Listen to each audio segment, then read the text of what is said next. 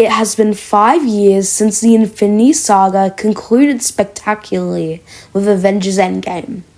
Since then, not so spectacular. Marvel has gone so downhill that practically nobody cares anymore. Even the announcement of Robert Downey Jr. returning as fan-favorite villain Dr. Doom didn't turn that many heads. However, today I will rectify that with my pitch for Avengers Doomsday, in which I will attempt to make something that will come close to the greatness of Infinity War and Endgame. Let's get into it. Earth 1005. Deadpool, Wolverine, Colossus, and X-23 watch as another universe comes crashing into their own. They fight off some rubble. Suddenly, Doctor Strange and Clea come through a portal and tell them that their Earth is colliding with Earth 838. Soon there will be nothing left. Strange tells them to come through. Deadpool skips in, with Wolverine following. However, before Colossus and X-23 can come, the incursion occurs and Strange closes his portal. Wolverine pins Strange to the sanctum window and yells at him.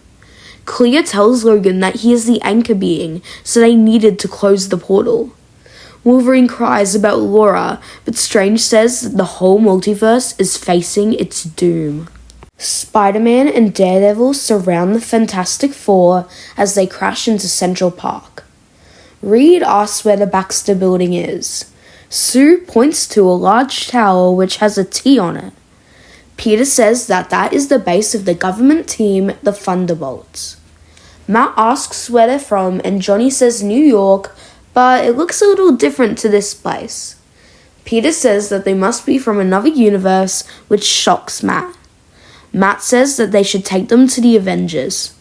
At the Avengers compound, Sam Wilson, Carol Danvers, Shang-Chi, Jennifer Walters, and Scott Lang make a speech to Kamala Khan, Kate Bishop, Cassie Lang, and America Chavez, explaining that they will be running a training program for them here at the Avengers compound. This excites Kamala, who asks when their first mission is. Sam says that first they need to be trained, and so they bring in White Vision. This makes them all groan. Suddenly, the doorbell is rung. Sam answers, and it's Peter, Matt, Sue, Reed, Johnny, and Ben. He invites them in, and they explain where they came from. Jen asks Matt who Spider-Man is, and Matt says that he doesn't know. Peter has no friends, no past, no life. He's a complete loner.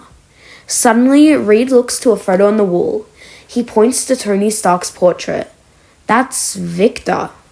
Victor Von Doom enters 616 on a large black ship. He goes into the basement of the ship and talks to Laura and Colossus, who he is holding captive on his ship. You monster. Monster. I'm trying to save the multiverse.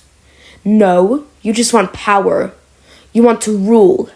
They will never let you win. You are doomed! Victor chuckles. Even doomed, I'm still the hero. Chuck him in with the speedster. An unknown cloaked figure drags them away into a cell.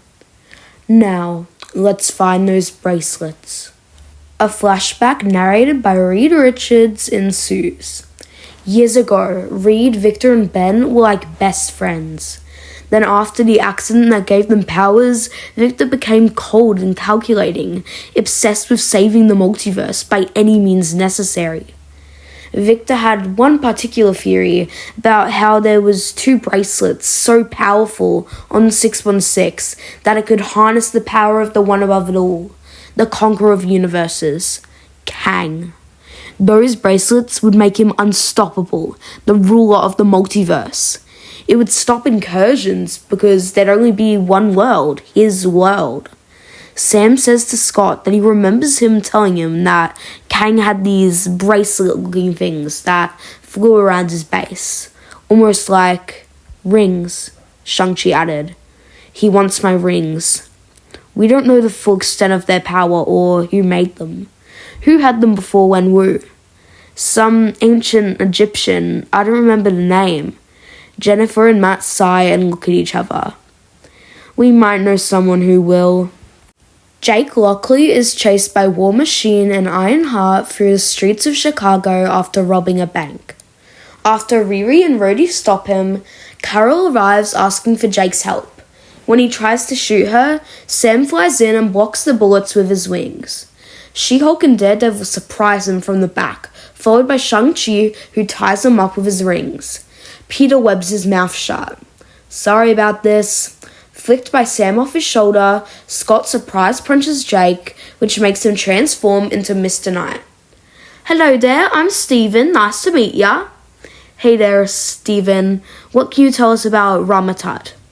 Well, Rama-Tut was a very respected pharaoh back in ancient Egypt. Everybody was scared of his rings he wore around his wrists. They said they had the power to harness control over everything, even space and time. But that's probably just an old Egyptian myth. Everybody looks at each other. Right? Suddenly, Steven turns into Mark and he starts fighting everyone until Rhodey and Riri put their blasters at him. Wait, you guys are the Avengers? Need an extra member? Suddenly, a beam shoots down. Carol immediately flies Shang-Chi away as Victor beams down. Stand aside, Victor. We will not let you get the bracelets. Despite what your super secret boy band thinks, you are not heroes. I am a hero. I'm trying to save the multiverse. You are literal ants.